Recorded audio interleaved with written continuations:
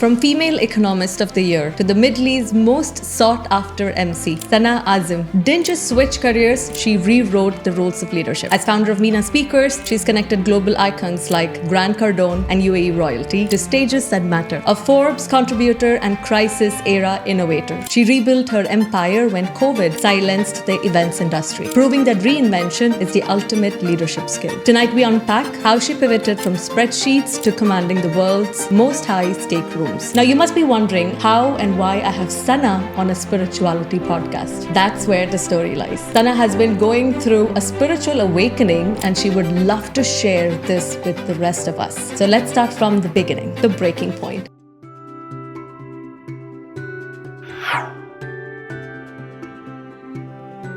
Saana, can you take us back to those moments which made you suddenly question your reality? Great question. I've always been on this incredible trajectory in life, and it was moving straight forward. Like, you study hard, you get to good grades, you get a great job, and then you climb the corporate ladder. And that's, in my mind, what I thought was my option in life. And I was absolutely all in on that mission. Until one day, the brakes were pushed. And quite involuntarily. And I found myself at the peak of a banking career, happily married, living in Dubai. And then within a month, I was no longer working in the corporate world, no longer married, and wondering how long my runway would be so that I can pay my own bills. So that is definitely a huge breaking point that shifted me from one person to a completely different person on a different timeline in the same body. And I actually had people meet me, come up to me and be like, I recognize you, but I don't really know, like, you feel different. So that was interesting. And I wasn't aware of what that actually meant in the language of that, but I could also sense that something had changed. And that really catalyzed a lot of work of looking within. And it came from a place of pain. It came from a place of wanting to understand why I'm suffering and why my life, all of a sudden, that was on an amazing trajectory, had collapsed within a few weeks, really. And it was a big reset. It was a big restart. And all of a sudden, I had to redefine myself, who I was and what I wanted.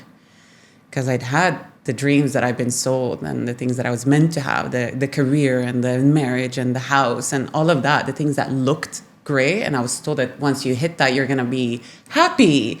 You're in nirvana because that's what you've been told it should be. But I found myself not exactly in that state. Instead, that wasn't what I wanted for myself. Now I have the luxury to ask, what do I actually want? And that was 9 years ago. Yeah. Wow.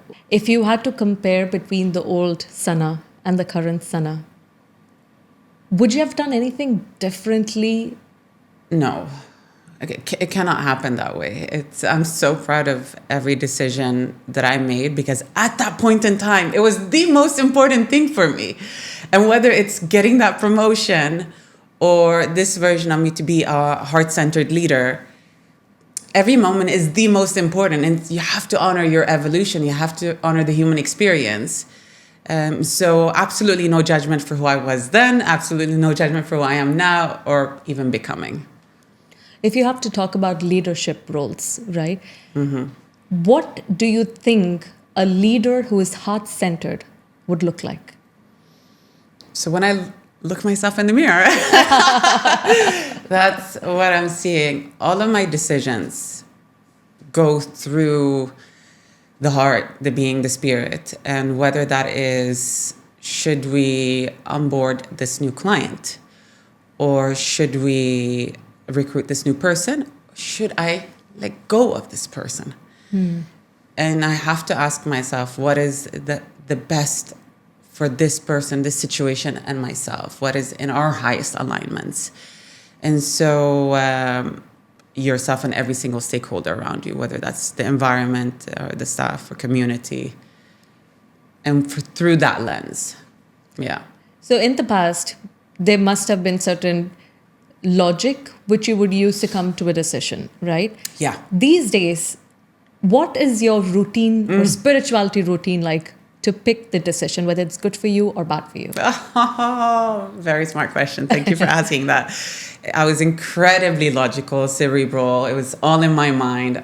Most decisions in the first couple of years of setting up my own business of MENA Speakers was through and through in the mind, or most of it. I would have a gut feeling, and then I would go to the drawing board and then write down pros and cons, why not, what's the bottom line.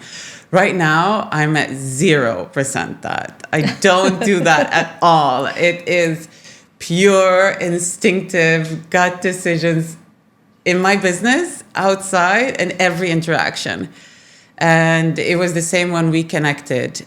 I hear my yeses very loudly. So you sent a message, and I actually didn't even read it properly. Just a few words stood out, and I went, yes. It was a very quick yes. And then I went, wait, what did I say yes to? And that happens all the time. It's the same. This past month, I've been asked or invited to travel, either to speak or to travel for pleasure, by numerous of my close friends, inner circle, and I've said no. And then I got a message from somebody that's an acquaintance, said, hey, I would like to gift you a retreat. And can you make it on this day? And it was such a loud yes. Technically, I don't have the time. My schedule is jam-packed. It was such a loud yes that I went, yes. Let me check one thing, which is who's going to be with my daughter, if her father can be with her. And then I will arrange it. And that took about 1 hour. And then I booked a flight. And I looked at it and I was like, wow, there was so much resonance here and alignment. It just moved through. Yes, I'm traveling soon. Oh, that's amazing. It takes a lot of courage to actually flow. The logical part is the masculine, and the feminine is where you dive into the unknown. You dive into chaos, because that's what Goddess Kali or Goddess Isis, this is what they do. They dive in. And it takes a lot of courage, even to be heart-centered, to allow things to come up. It takes courage. How did you get from, I'm sure this must have been hard, where you had to break out of being the logical person to being a heart-centered person, and how did you begin to trust your decisions? Do you remember any moment? You're talking about cultivating a relationship with yourself where you're learning to trust yourself. Yes. I had been trained out of that through education, essentially, through conditioning, through all these different classes that I've attended is telling you be logical, calculate. And I think there's so much value in that. So I'm not going to say don't. No, that there's value in this style of thinking too. But what suits this version of me today is an instinctive style of thinking that trusts not just myself, but the world. And so whatever is coming towards me, I believe life is rigged in my favor, as Rumi says. I sincerely believe that everything that's happening is happening for me. And so all I do is I check in with myself. And that process has been really interesting, because how do you move from here to the body? I trust my feelings above all. If something makes perfect sense, say business-wise, incredible deal, but my feeling is no, I'm not going to do it. And so the process to that, what is the process to that? I've been chasing every uncomfortable feeling and meeting it. Yeah. That's tough. It's very tough, because I can take this example itself, right? Sana said yes, but I couldn't understand why either. But I knew this was important. Yeah. I was doing remote interviews since the time the podcast started, because I was afraid that people in Dubai would judge me. And it's like suddenly in this year, I'm being called to integrate with the rest of the community in here. I was trying to hide myself. And then you said yes. And it scared me. It freaked me out too, because I'm like, oh my God, now I have to talk about the logical brain stuff, because you're the economics person and all that. And we come here and we started talking spirituality. The universe knows what it does. What was your beliefs like? Hi there. My mission with this podcast is to create a space filled with love, peace, and hope, especially for those of you who are tired of viral and extreme content that floods our feed. To make this vision a reality, I'm bringing together a team of professionals who is going to help spread this message of hope far and wide. But I can't do this alone. I need your help. And here are 4 ways you could help with this movement. Number 1, turn on those bell notifications. Be the first to comment and engage, because that initial engagement and likes help the YouTube algorithm share a message with more viewers. Number 2, send this message to your family and friends who you think would resonate with our uplifting messages. Number 3, consider making a donation. Number 4, subscribe to the channel. As a working single mother who is on a mission to spread this movement, I truly appreciate your support. Together, let's be the catalyst to bring heaven on earth. Thank you so much for being a part of this journey. Now let's get back into the podcast. I've had an incredible relationship and evolution to God, to the divine, to the creator. And I was raised Muslim. I still am. And the relationship to that has been, first I encountered a very strict version of the religion. That's rules-based, fears-based. And at some point that didn't resonate. So I became a seeker. And what has happened now is that I have a beautiful love-based relationship to the divine, to creation, to consciousness, to existence itself, and to myself. And they have a one-to-one correlation. As I'm growing more and more in love with the divine, I'm growing more and more in love with myself and with humanity. It's really interesting how that flows. And this is a really pleasant way of living, of existing. It's joyful, it's blissful, it's romantic. Suddenly you start noticing the moon and the stars and the sun and the leaves on the plants, and you realize, wow, this is God too. Yeah, and everything. And I say everything's a prayer, and everything is poetic, mystical, carries a message. That relationship to life is really interesting. And imagine that I take this to business as well. You know, give you an example. We had this event. So we provide speakers to the stages, and obviously I'm backstage a lot with event managers that are creating these high-profile events. And you see a lot of people that are pressured and maybe snappy. And sometimes I end up in the middle of that line of fire, and I can see, it has happened, somebody snaps at me, and I go, okay, how can I not react to this, but offer grace and compassion to this person? How can I see what their needs are? And my younger self would not. I would have pushed back. Boundaries, no. This version of me goes, do you want a hug? Like, are you okay? Do you want to take a break? Can I help you? Or not even react. So everything for me is a beautiful spiritual experience, a prayer, and an opportunity to meet myself and meet the world. It's beautiful. Yeah. How are you feeling now? In this moment, there are lots of feelings that are happening as we're talking, that are coexisting in our conversation. Looking at your beautiful face and with these big eyes that are like a little bit teary makes me feel empathetic. So I'm not sure what's happening there.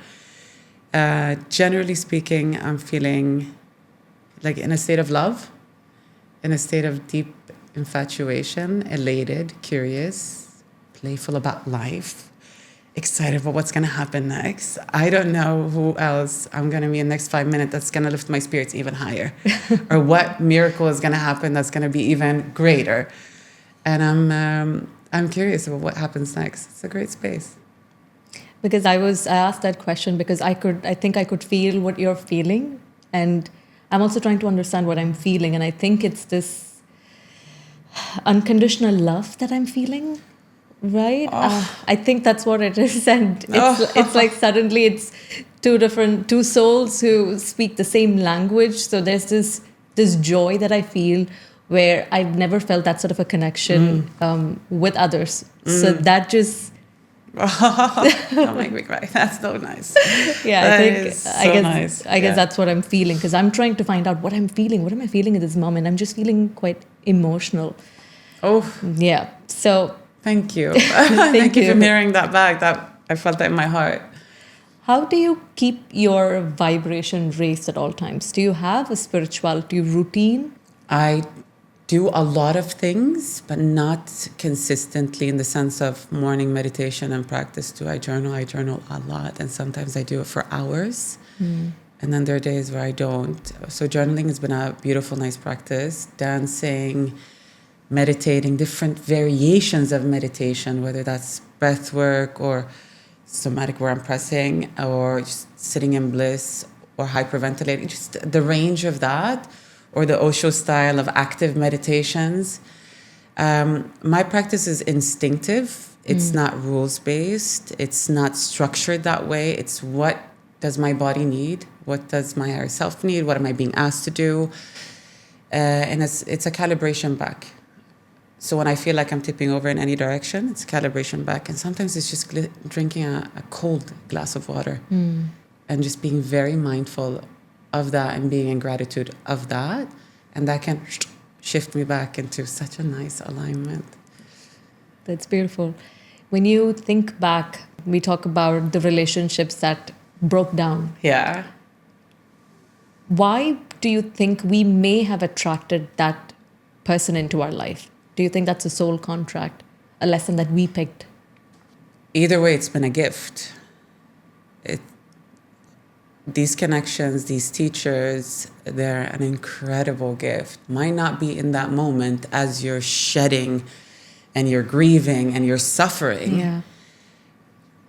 But it's always been a gift. When my process started, which was 9 years ago, and I told you it was a prolonged process that took a few years to finalize. When the suffering reemerged right at the end, the third time, we were trying to kind of finalize everything. The difference between my first time where I was just in suffering and the third time I went, oh, how beautiful. There's suffering happening here. Let's find out what's happening under the hood. Who is this? What is this reflecting back to me? Is it my father wound? Is it my self-worth stories? Is it my relationship to the masculine or to love? Ooh. And I'm saying that as I'm crying or as I'm in pain or as I'm in that state of, oh, it's hurting. And I love being able to hold both at the same time. Why do we sometimes give happiness and joy a ranking of, so from 0 to 10? We give them a 10. And then we give sadness and grief as 0 or 1. Like, why do we rate feelings so differently? What I've done is I've gone, no, they're all one. This is all great. They're all messengers. And these messengers allow me to get to know myself and people on the other side, whoever I'm dealing with, which in turn allows me to connect with my spirit even better, which in turn makes my love story with the divine even deeper. I just see an upside in all of this, and it makes life so enjoyable. You know, suffering's gonna be there. If you're having a bad day or a bad period, you have two options. Either you escape it, but it's still there, or you meet it and you suffer temporarily, but you know on the other side, something's gonna happen that makes you feel lighter. So it's your choice. And what choice are you gonna choose? The long, harder suffering or the shorter, meeting yourself with an obvious upside? So if we're logical for a second, it just makes sense, but it also feels great. Oh my God. She's talking about how joyful it is to suffer. I mean, look at that. Look at the joy. I remember before, whenever I was sad, I wouldn't cry because that is for the weak people. Right? And now I'm sad. I'm like, ooh, let's let it out. Yeah, let's cry. exactly. Scream, jump, belly dance, do whatever, but just let it out. Yeah. You have no idea. I mean, how many times I sit in meetings. So my favorite thing to do in the world, this is going to be a weird one. I really love sitting across from quite often very high-powered men and giving them the permission to cry. Really? Yeah. To feel, to sit with whatever they're sitting with. And sometimes all I have to do is say, it's okay. And we're talking professional now. This is business. It's meant to be, let's talk business here and all serious and uptight. But no, it's human to human interactions. And if I'm sitting with someone and I can sense that something's off or they want to tell me about something, I'll hold space and then the permission to feel. And then I often see the tears coming down and I go, it's fine. I let them be. And that's been such a joy to bring this into very serious business meetings and to give permission, ijaza, to be fully yourself. You don't have to pretend around me. And technically, you don't have to pretend around anyone. But if this platform allows for you to cry, then please cry. I think it's the most beautiful, powerful thing to see somebody crying, somebody who hasn't had that permission for years. And I often ask the question, when did you cry last? So let me ask you the question, when did you cry last? And why? How do they react after they've cried in front of you? We hold the silence, eye contact, like I'm here with you, and you're safe. And I let them land a little bit. And then you see it physically. And I can see now as I'm talking how my classical schooling, and I've been trained in like body language and speech and nonverbal communication, facial expressions. And it's been up here. I can see how that's been serving me in this moment when I'm sitting in these interactions, or even like when I'm dealing with my daughter. It's the whole range, right? How do I read and allow you to be fully yourself and help you in that process?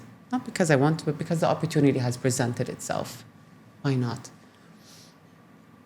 If you look at all the successful people, you've met some of the best people in the world. Yeah. Do you think they are so much into success because of some wounds that they carry? Oh, so I'm seeing two. You have the ones that are bleeding so loudly that what they do is that they have to become most successful, loudest, smartest. And that comes from essentially using the world as a platform, as a daddy love me, mommy love me platform. Let me be seen, let me be heard. That's okay. There's several examples as I'm saying that springs to mind. And then you have the others that are grounded and operate from a place of servant leadership with a desire to give back. So I meet both. And I have compassion to both and I have respect to both. How has parenting changed for you? Oh, I was hugging my daughter the other night and she was sleeping and I went, wow, you have been the biggest teacher to me when it comes to true unconditional love. Sincere. She has showed me love and patience and grace in a way that I'm not sure any other person could have been able to do.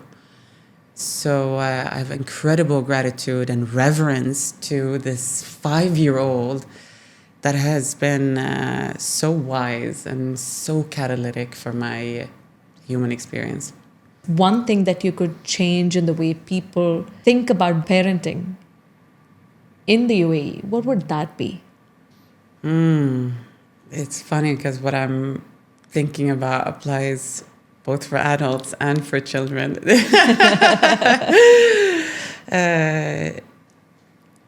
think allow for the full expression. Normalize every single feeling and acknowledge it if you can, that they're feeling. Let them navigate their own inner world. How do I translate that to?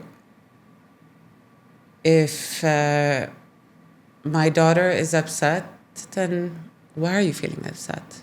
Where is that felt in the body? Okay, what do you want to do? I'm here. But we have that discourse, and that's been going on since she was really small.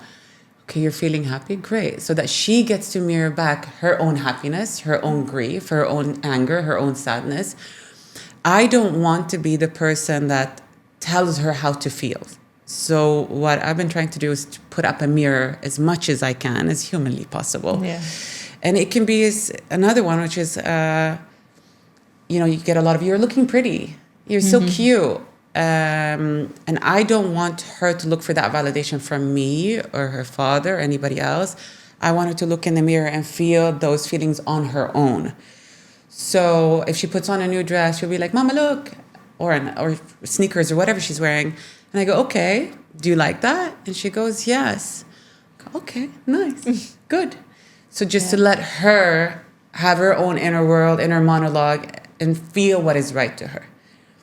And the same, if she does want to hug somebody or say hi to somebody, it's her choice. There's no hug the auntie, hug the uncle. None of that's happening. And I go, well, do you want to give a high five instead? No. Yes. Okay. So just all options and you choose. Yeah. But quite frankly, that translates to business and in leadership too. To give the individuals a chance to fall. And to learn from that and not to always be intercepting everything. This is where we grow and where we rise. So let everyone kind of figure out what their own inner compass is saying and dealing with. And that creates a lot more resonance in your whole life of people that are aligned with you. Once we get into a heart-centered space and we operate from that level, having goals, P&L, like this is what we are targeting this year. This is the quarterly target that we have. Yeah. How are you able to blend both of it together? Do you still have goals? Yeah. Do you still keep targets?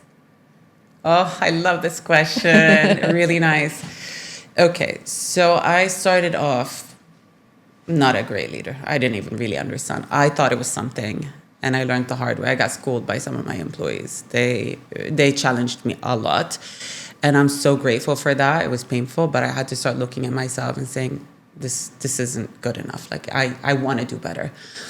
And then I've had an evolution. So I started very KPI driven, strict, taskmaster type of thing. And then in between, for about past 3 years, I would say, we've been none of that. It's been gung-ho. It's been a little bit of anarchy. It's been a self-correcting organism. And I thought that was great. It really resonated with me. But then we had a tough month. And I got coaching. So now I went and sought out mentors. Like, what's happening? I thought I was in alignment. I've done my spiritual work. I'm meant to be expansive. Like, why is this not working?